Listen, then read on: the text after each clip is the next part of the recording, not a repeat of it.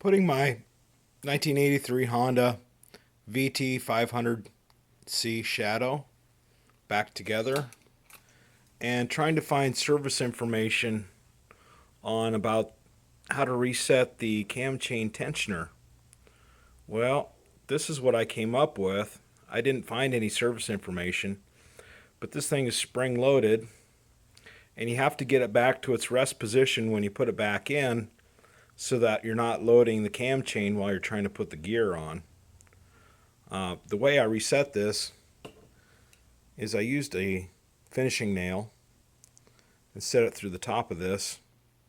But the way I got it in there was I put the nail in the vise and I pushed this side down because there's a little retainer right there that locks it in when it pops out. You can see the bottom of it sticking out right there. So I had to hold that down and then push this spring-loaded end right there. I used a pick. You could use a screwdriver, whatever, to slide that back up.